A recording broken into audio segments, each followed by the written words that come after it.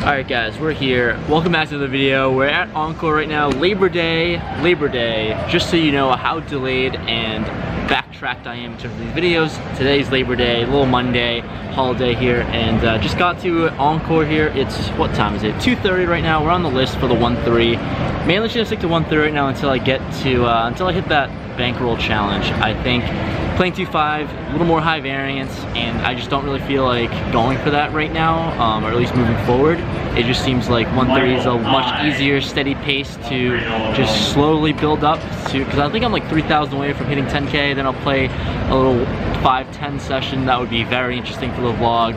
So I think I'm gonna play 1-3 moving forward, but I don't know, we can see how this goes. Hopefully I'll get back to you. The room isn't too filled right now, so it's not too busy or loud, so I think I can go over some hand reviews in the middle or later in the session. That's the plan. We can go over, get some live reviews and feedback, and just get the raw emotions if it gets sucked out on or something like that. So we'll see how this goes. Wish me luck, and let's get into it. Alright guys, it's been quite some time since you've seen me. It's been, I guess, a second for you guys, but I've been playing for 6 hours and 42 minutes total, and we've gone through a lot. We went through the whole cycle, and I'm still in the game right now, and I just thought that this would be a good time to take a break, talk to you guys, go over some hands that happened, because there's a good amount, and we went through the whole cycle. We went through some playing terrible, we went to some tilt, we went to some run good, and I think we're back on tilt. So taking this break, going over some hands, and hopefully you guys get some entertainment out of this. So let's just get into it because there's a ton. Let's start off. The first thing we have here, we have pocket kings in the early position with 300 in our stack, and we had an undergun player who opens up to $10. I 3-bet to 35, and the player to my left cold calls and undergun called as well. So 3 ways to a 3-bet pot. Flop comes Queen 10-5 rainbow, and when it checks to me, pocket kings, easy C-bet.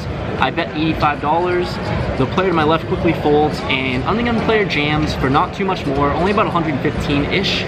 Pretty easy call for me, obviously, and we go to a run out, which is the 7 of clubs and the king of clubs. He shows king, queen of spades for top 2, and we river the set, so we're good. So first hand that we have, we scoop up a pretty decent sized pot, and we're off to the races. Next hand, we have ace 10 offsuit and undergun +1. I open it up to $15, and only the cutoff, Jonathan, shout out to you, he makes the call. So we're gonna go heads up. We're out of position to a flop of Queen 10-5, 2 hearts out there. I decide to c-bet $15. Middle pair here, I think I'm good sometimes, and you know, I could just take it down. Plenty of draws to be had as well. He decides to raise pretty small to $35. Interesting spot when he does this. I think it's for value. I mean, just screams value, but with a bunch of showdown that I do have, and just knowing that he is a pretty capable player making a bluff, I decided to just flatten the spot. We go to a turn, which is a 7 offsuit non-heart. I check, and he bets $55. Still not believing him in this spot. He could have a ton of combo draws. He could have a bunch of hands that I beat right now, and I still don't believe him. So I decide to call, and the river's another queen. So now we feel really good about our hand. If we were behind it against the queen, then, you know, so be it, but it just eliminates a bunch of combos. Action goes check, check, and he shows pocket aces, and he wins. He scoops that one. So slow paid aces got pretty much max value out of me. He could have bet the river, and I would have snap called that, and unfortunate there. Following hand, we have 4-5 of clubs in the cutoff, and there's 2 limbers to me. I raise up $15, and we get 4 callers, so we're on a pretty active table. Flop comes deuce 3, 10, 2 hearts out there. Action checks all the way back to me, and I think I can see it at the spot a ton of the time with my open-ended draw, but honestly, I'm really hoping to see a free card, hopefully bank it, and then get some value there, so I decide to check, and the button checks as well. Turns the jack of clubs, and it doesn't change a whole lot. We still have our open-ender, and brings him a ton of more draws, obviously. Checks to the player to my right, Ravi, also shout out to you. He bets $15, and I thought about raising in this spot here, because it's such a small bet. Tiny small bet, but given the great odds, I just call, and the small blind calls as well. We go to a turn 3 ways, which is the 6 of clubs. Amazing card for us. We river the nuts, and unfortunately, action checks all the way back to me. Here in this spot, recently, the hand right before this actually, I showed deuce 4 of diamonds as a bluff. just kept double barreling and just showed it down just for fun because it was a fun table. And I decided to size up to $75. I'm trying to get looked up by a jack or a 10 or something. Unfortunately, everyone folds. Thought I could go for value in this spot.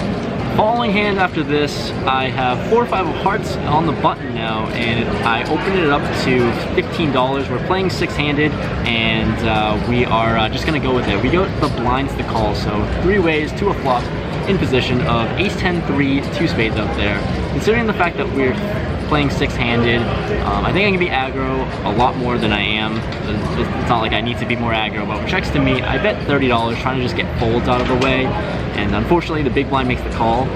The turn is the queen of hearts, and he checks to me. Here I should be shutting down all the time, but for some reason I just wanted to go for it. So I bet $65. He tanks and then jams his whole stack in 110. So it's only 45 more to me.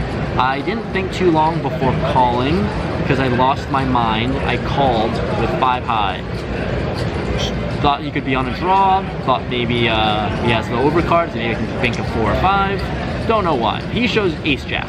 The river is the 4, we don't win that one, and we lose because we're an idiot. Rapid fire next hand, ace queen in the cutoff, and early position player limps. I saw him limp with king, so I'm going to be a little bit cautious. I raised the $15 here though, not going to change my strategy. We get a button who's very active, and the early position player makes the call. We go to a flop of king 10 4, 2 spades out there, and I see bet $30 when action checks to me. The button rips it all in for 70 total, and folds to me. I just snap call this because I just thought it could be only push and draws. It's only $40 more. I have 2 overs, and I think that should be good. Not really overs, but I don't think he has a king in the spot. So I call. I didn't know I had the ace of spades at this time, which making it a horrible call, but we go to a run out, which is an ace of a 8 of diamonds and a 7 of clubs. He breaks out his queen high flush draw, queen 6 of spades, and we win with ace high. Probably should have looked at my cards before because it's a terrible call with the ace of spades in my hand, but it worked out that time. We just went for it. Following hand, jack 10 offsuit, and I'm in early position. I open up to $15, and we get 3 callers. It's a very active table. Also, I'm rapid firing these hands because my camera's gonna die very soon. So we go to a flop 4 ways of queen jack 4, 2 diamonds and a heart out there. And I decide to lead up for $25 on such a super active table. I think I can go for thin value with my middle pair here. So only the player to my left calls. So we eliminated the field. We're heads up to a turn 6 of spades. Once again, I still feel really good about my hand. It's another brick card essentially, and doesn't change anything. So I lead for $35, and he makes the call. I would have gone a little bit bigger, but realistically, not trying to value myself if I am against the queen, but I'm pretty confident I have the best hand. The river is another queen, so now we're really confident. We try to go for really thin value against the, I don't really know, worst jacks essentially. And I bet another $35, and he snap folds his draw that missed, obviously. Back at it with jack 10 again, when under the gun +1, and we have an under the gun player who limps. I decided to limp as well here with jack 10. Just gonna, you know, essentially on such an active table, not really the best card, and I could probably muck this a lot too, but we get 2 limpers to the small blind player who raises the $10, and we get 2 calls, or 4 calls, 4 players call. So we're going 5 ways to a flop, and in middle position here of jack high, jack 7 6, 2 hearts out there, and action actually checks out of me. The small blind checked, and we're feeling pretty confident about this hand. The small blind can slow play big hands sometimes, but not too worried right now. I'm just gonna play my hand straight up. I bet $35, charging the max for draws, and we get 2 callers, the small blind on the gun. That's when I get a little worried. He might be slow playing king jack or queens in this spot, but realistically, still have a pretty good hand with top pair. The turn is a 4 of clubs, so we're 3 ways here. Essentially a brick card. I was probably gonna check it back when it was gonna be a more connected card to the board, but 4 clubs is a complete brick, and when it checks to me again, I'm gonna bet for value, a smallish bet of $75. The small blind folds, so I feel really good, and the under the gun player calls. The camera cut off because I was an idiot and forgot to charge my camera battery that day. Very unfortunate, but to wrap up this hand, the under the gun player called for less. She only had about $37 in front of her total, so she called, and we are off to a river, which is the 8 of diamonds. I show my hand, and we are good. She had king 4 of hearts, and we take it down. I'm going to wrap up this video here. Unfortunately, it's going to be kind of a 2-part series to this video because we just go through a shit ton of more hands after the fact. So, going to leave it up to part 2. Things happen, and I'm not going to spoil it, but be on the lookout for that whenever I upload that. Appreciate you guys for watching this video. We will continue from this session in the next time, or in 2 days, really. So be on the lookout. Leave a like if you enjoyed. I appreciate all the support, and I'll see you guys in the next one. Peace out.